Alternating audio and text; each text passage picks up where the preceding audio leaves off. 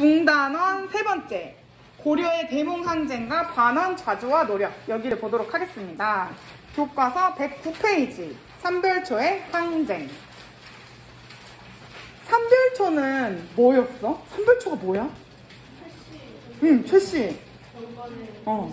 그치, 최씨 정권의 군사력이었어. 부대였지.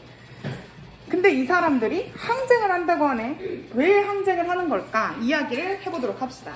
원종 11년 1270년 개경으로 환도하게 되어 방을 써붙여 날짜를 정하고 재촉하여 모두 돌아오게 하였다. 삼별초는 다른 마음이 있어 따르지 않았다. 그러니까 원래 수도가 개경이었는데 몽골의 침략 때문에 무신 정권에서 수도를 어디로 옮겼었어? 강화도로 옮겼었어. 왜 강화도로 옮겼었지? 바다를 못 건너. 몽골군은 유목민족이었어. 바다를 건너서 강화도를 쳐들어오기에 쉽지 않았어. 그래서 우리는 섬으로 되어 있는 강화도로 수도를 천도해서 계속 몽골과의 항쟁을 지속했었지. 근데 이제 이 무신 정권기 말기에 가면 이제는 더 이상 항쟁을 하지 않고 개경으로 다시 환도하겠다라는 결정을 내리게 된 거야. 그래서 원종 11년에 이제 환도를 하기로 결정을 한 거지. 근데 무신 정권의 사병기구였던 삼별초가 이에 따르지 않았대. 거부를 한 거지. 계속 몽골과의 항쟁에 자신들은 목숨을 걸겠다, 이런 생각을 한 거야. 배중손이 야별초 지휘관 노영희 등과 더불어 난을 일으켜 사람들로 하여금 나라 안에 부르짖기를 몽골군이 크게 침입하여 백성을 마구 죽이니 무릇 나라를 돕고자 하는 자는 다 모이라 라고 하니 잠깐 사이에 사람들이 크게 모였다. 개경 환도를 거부한 삼별초가 사람들을 모아서 계속해서 항쟁을 몽골에 대한 항쟁을 계속 지속해 나가려고 했던 거야. 근데 이 사람들은 계속 정부의 탄압을 받았기 때문에 그들의 근거지를 옮겨야 됐어. 그 위에 보면 몽골의 침입과 고려의 항쟁이라는 지도가 나와 있는데 거기서 보면 강화도에서 진도로 옮기고 처음에 파란색, 그리고 나서 또 파란색, 탐나라고 해서 제주도까지 이 위치를 계속 옮기면서 항쟁을 지속하게 됐어. 배중손은 진도까지 가는데 이들을 이끌었고, 그리고 김통정이란 사람은 또 제주도까지 가서 항쟁을 하는데 이 사람들을 이끌었어. 자, 그래서 1번 위 자료를 통해 삼별초가 대몽항쟁을 펼친 이유를 이야기해보자. 한마디로 요약하면 뭘까? 몽골에 항쟁하려고. 왜냐면 정부에서는 수도를 다시 개경으로 옮기고 항쟁을 멈추려고 했으니까. 2번 삼별초가 대몽항쟁 과정에서 옮긴 근거지를 차례대로 써보자. 처음에 강화도에서 진도로 가고 진도에서 제주도로 이동을 했습니다. 자, 그 다음에 110페이지 고려 속의 몽골 속의 고려 이야기를 잠깐 해볼 텐데, 원나라 간섭기에 우리가 몽골의 영향, 그러니까 원나라의 영향을 되게 많이 받았잖아. 근데 그들의 영향만 우리가 받은 게 아니고 우리의 영향도 그들에게 줬어. 그 내용이 바로 이거야. 몽골풍이라고 해서 우리 전통 혼례할 때 머리에 여자들 쓰는 족두리 알아? 그림이나 사진 같은 데서 본 적 있지. 이 족두리가 원래는 원나라 몽골의 풍습이야. 근데 그게 우리에게 전해져가지고 우리가 그때부터 고려시대부터 족두리를 쓰는 게 전통 혼례로 지금까지 남아있을 정도로 우리에게 큰 영향을 미쳤던 거지. 족두리가 있고 천릭이라고 해서 여기 보여? 이렇게 되어 있는 것도 한복 중에 하나로 우리가 사용하고 있는 의복 중에 하나였어. 이것도 영향을 받았고, 사돈이라는 단어 들어봤지? 이 사돈이라는 말도 몽골에서 우리가 영향을 받아서 사용하는 단어야. 그리고 장사치, 이렇게 치자가 붙은 거, 치자가 붙은 단어들도 전부 원나라에서 영향을 받았던 것들이고. 그럼 우리나라는 어떤 영향을 줬을까? 고려의 음악이라던가 고려의 떡, 그리고 쌈 싸먹는 문화, 상추쌈 이런 것들, 그리고 고려 청자들을 이제 원나라에 영향을 미쳐서 원나라에서는 이거를 고려양이라고 불렀어. 그 다음에 111페이지 주제탐구 전민변정도감의 설치. 신돈이 전민변정도감을 두기를 청하였다. 스스로 판사, 장관이 되어 전국에 알렸다. 요즘에 기강이 크게 무너져서 탐욕스러움이 풍속으로 되었다. 종묘, 학교, 창고, 사원, 녹전, 군수전 등과 백성이 대대로 농사를 지어온 땅을 권세가들이 거의 다 빼앗았다. 돌려주라고 판결한 것도 그대로 가지며 양민을 노예로 삼고 있었다. 여기서 다 빼앗아가는 권세가들은 지배층을 뭐라고 불렀을까? 이때? 그치, 이때는 권문세족이었겠지. 이제 도감을 두어 고치도록 하니 잘못을 알고 스스로 고치는 자는 죄를 묻지 않을 것이나 기한이 지나 일이 발각되는 자는 엄히 다스릴 것이다. 이 명령이 나오자 권세가가 빼앗은 땅을 주인에게 돌려주어 안팎이 기뻐하였다.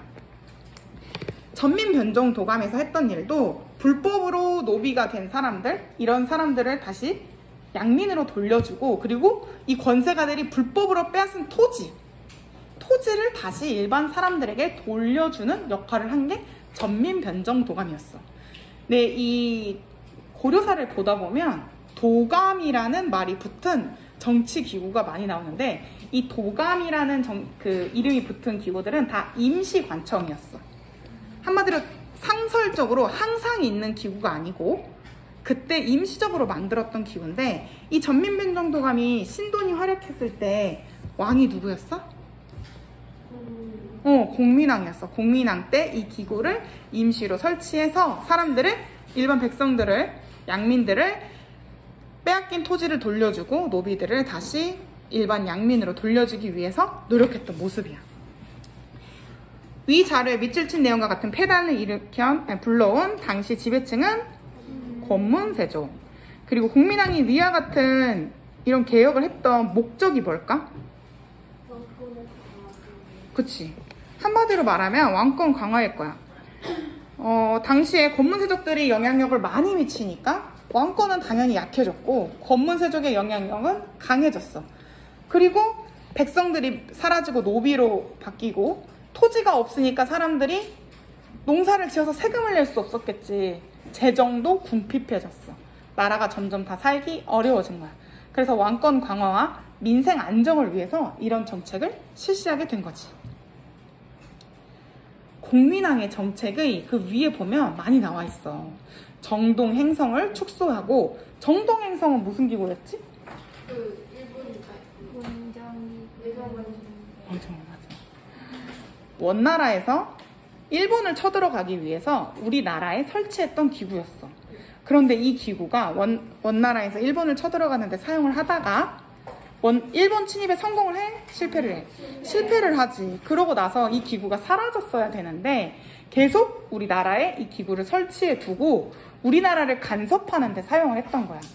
이 기구의 영향력이 강해지면 어떻게 될까?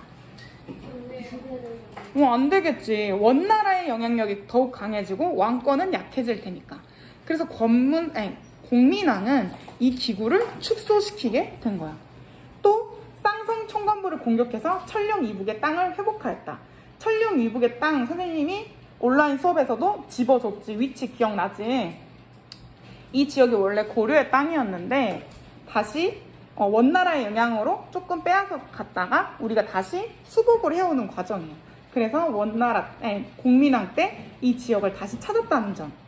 그리고 신돈을 등용했고 전민변종도감을 다시 설치했고, 그래서 권문세족이 불법적으로 차지한 땅을 원래 주인에게 돌려주기도 했고, 억울하게 노비가 된 자를 양인으로 다시 돌려주기도 했다. 이렇게 공민왕의 개혁 정책에 대해서 잘 정리를 해두면 좋겠지. 그 다음 113페이지. 요동정벌과 위화도 회군. 최용 장군이랑 이성계 장군이 이야기를 하고 있는 그림이 있습니다. 자, 최용 장군이 말을 하지. 고려는 충분히 요동을 공격할 능력이 있다. 명은 북쪽으로 밀려간 원의 세력과 대립 중이어서 요동까지 신경 쓸 겨를이 없다. 서둘러 요동을 공격하여 차지하면 명도 요동을 우리 땅으로 인정할 수밖에 없을 것이다. 이렇게 이야기를 하면서 요동정벌을 하자고 하는 거야. 요동이 어디였지? 요동.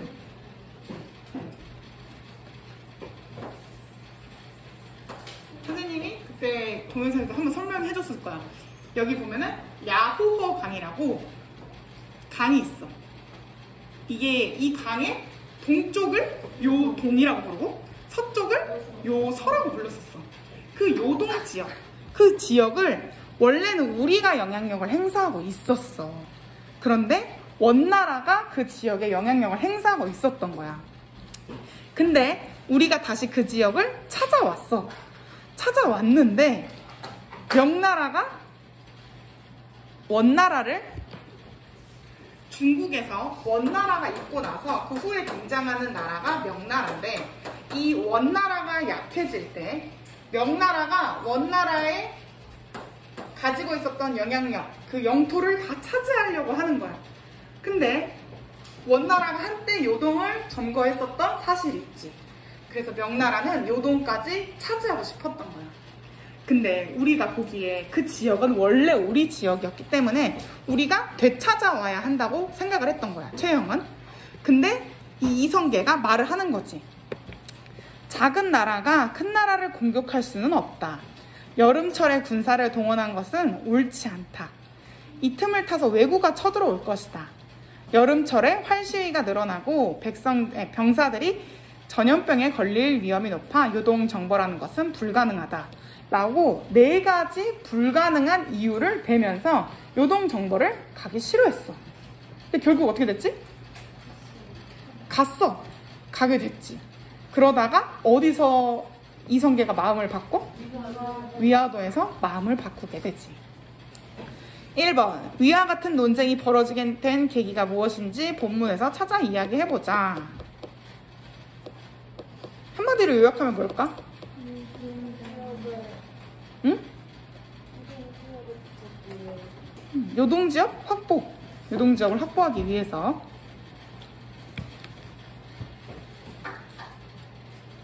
자, 그 다음 114쪽.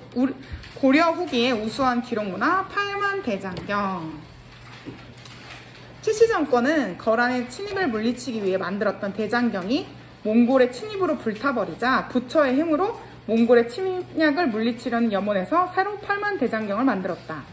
몽골의 침략을 받고 있던 1232년에 팔만대장경을 만드는 작업이 시작되었다. 대장 도감을 설치하고, 봐봐, 여기서도 도감이 나오지. 그럼 이거는 임시기구야, 상설기구야? 임시로 만든 기구야. 이 팔만대장경을 만들기 위해서 임시로 이 기구를 만든 거지. 16년 동안 수많은 사람들이 참가하여 8만여 장에 이르는 대장경 판목을 만들어 16만 쪽에 해당하는 불교 관련 서적을 찍어낼 수 있게 되었다. 팔만대장경은 글자가 고르고 아름다울 뿐만 아니라 다른 대장경에서는 볼 수 없는 새로운 불전을 상당수 기록하였다. 또 750여 년이 지난 오늘날까지 경판이 원형이 그대로 유지되고 있어 고려 목판 인쇄술의 높은 수준을 보여준다. 팔만대장경 판목은 유네스코 세계 기록유산으로 이를 보관하고 있는 해인사의 장경판전은 세계문화유산으로 등재되어 있다. 얘들아, 이거는 목판이야. 목판이라는 건 나무를 판자처럼 이렇게 두껍게 판으로 만들어. 우선 나무를 잘라야겠지. 이 나무를 큰 통나무를 구해야 돼. 우선 엄청 큰 나무를 구해서 판으로 만들어. 그 나무 하나에서 판이 한두 개밖에 안 나오겠지. 나무를 엄청나게 많이 잘라야 되는 거잖아. 8만 장을 만들려면 이 판을 하나를 만들어. 거기서 이제 조각 해봤어? 미술 시간에 조각 이런 거? 조각을 하나하나 하는 거야. 한 글자씩. 자, 근데 글자를 조각하다가 실수를 했어. 그럼 어떻게 해야 되지? 처음부터 다시 만들어야 돼. 근데 거기다가 이걸 만들 때 부처님한테 우리나라를 지금 구해달라고 만드는 거잖아. 글자를 하나 파고 판에다가 절을 해. 한자 또 파고 또 절을 해. 절하다 살이 다 빠지겠지 아주. 이거를 8만 장을 만든다고 생각을 해봐. 쉬운 일이 아니었겠지. 대단한 부처님에 대한 믿음이 없으면 이렇게 하기 힘들었을 거야. 국가적인 사업인데 국가에서 자, 지금 우리나라가 코로나 때문에 살기 힘드니까 8만 대장경을 만들자고 너네를 다 불렀어. 한자씩 파고 절을 하래. 하겠어 너네? 아니요. 부처님에 대한 믿음이 우리보다 그때 당시 얼마나 강했는지를 느낄 수 있겠지. 이 부처님에게 말씀을 다 만드는 이 8만 대장경을 만들면 부처님이 우리나라를 지켜줄 거라고 믿었던 거야. 지금의 입장에서는 우리는 이해가 안 갈 수 있지만 그 당시의 사람들의 생각으로 그 당시로 감정이입을 해서 생각해보면 얼마나 절실했는지를 느낄 수 있어. 근데 이게 또 얼마나 기가 막히게 잘 만들었으면 지금까지 보관이 잘 되고 있다는 거예요. 그러니까 이런 문화유산을 유네스코 세계기록유산으로 지정될 정도면 세계에서 다 같이 보관을 해야 된다는, 보호를 해줘야 된다고 생각하는 거잖아. 이런 유네스코 문화기록유산이 있다는 게 우리는 자랑스럽게 생각할 일이지. 근데 또 역으로 생각을 해보자. 당시 여러분이 고려시대 일반 백성이야. 몽골이 쳐들어오고 있어. 지배층은 개경에서 강화도로 이동을 해버렸어. 그래서 강화도에서 이렇게 사람들을 동원해서 팔만대장경을 만들고 있어. 너네는 어디 살아? 충주 살고 있지? 자, 충주에 살고 있어. 몽골군이 쳐들어왔어. 대통령이랑 다 이사 가고 지금 우리만 여기에 덩그러니 남겨있는데 우리는 우리끼리 다 힘을 모아서 원나라에서 쳐들어오는 군대들을 막아내야 돼. 지배층에 대해 긍정적으로 생각할까 부정적으로 생각할까? 우리를 버리고 떠났다는 생각이 많이 들겠지. 당시 고려가 결국 원나라에게 넘어가 안 넘어가? 결국 안 넘어가. 어쨌든 왕조는 유지가 되잖아. 다른 유럽 같은 국가는 원나라에게 굴복을 하고 그 나라가 왕조가 아예 사라져. 그리고 원나라의 땅으로 편입이 돼. 근데 우리나라는 원나라의 영향력을 계속해서 받아. 그래서 왕의 이름에 뭘 붙여? 충자를 붙여. 이럴 정도로 영향력은 받았지만 나라가 사라지진 않았어. 이걸 누가 지킨 거야? 일반 백성들이 지킨 거야. 그러니까 얼마나 노력을 많이 했는지 알 수 있겠지. 그때 수도를 옮겼던 정권은 무슨 정권이야? 최씨 무신 정권이었어. 자신들의 기득권을 계속 유지하기 위해서는 원나라에게 이 기득권을 빼앗기지 않아야 됐고, 그리고 비겁한 방법을 써서라도 자신들의 권력을 유지하고 싶었던 거야. 그러니까 사람들은 최씨 정권에게 등을 돌리게 되고 무신 정권에게 등을 돌리게 된 거지. 자, 그 다음에 115쪽 중단원 확인하기 이야기를 해보겠습니다. 1번 처인성에서 몽골군에 맞서 백성을 이끌고 항전하여 적장 살리타를 전사시킨 사람은 김윤후. 2번 개경 환도를 거부하며 끝까지 몽골에 저항한 최씨 정권의 군사 조직은 삼별초. 3번 원이 일본 원정을 위해 설치한 기구로 이후 고려의 내정을 간섭한 것은 정동행성. 4번 공민왕 때 권문세족이 불법적으로 차지한 땅을 원래 주인에게 돌려주고 억울하게 노비가 된 사람을 양인으로 해방하기 위해 설치한 기구는 전민변정도감. 5번 공민왕의 개혁 과정에서 성장하여 권문세족과 대립한 새로운 정치 세력은 신진사대부. 자, 그 다음 2번 보기 1번 최씨 정권은 수도를 강화도로 옮기고 몽골과의 전쟁을 준비하였다. OX. O. 최씨 정권이 수도를 강화도로 옮기고 몽골과의 전쟁을 준비했지. 그 다음 2. 공민왕은 신돈을 등용하고 전민변정도감을 설치하여 개혁을 추진하였다. 5. 3번 몽골은 일본 침략을 위해 고려에 쌍성총관부를 설치하였다. X. 4번 홍건적과 왜구의 침략을 물리치는 과정에서 이성계 등의 신흥 무인 세력이 성장하였다. 5번 권문세족은 공민왕의 개혁을 뒷받침하여 고려 사회의 개혁에 앞장섰다. X. 최씨 정권이 강화도로 수도를 옮기고 몽골과의 전쟁을 준비한 건 맞아. 근데 그들이 남겨진 백성들에 대한 아무런 대책 없이 그냥 자기들만 강화도로 갔다고 하는 점. 그 점을 헷갈리지 않고 기억했으면 좋겠고, 이렇게까지 하면은 중단원 3번째를 마치도록 하겠습니다.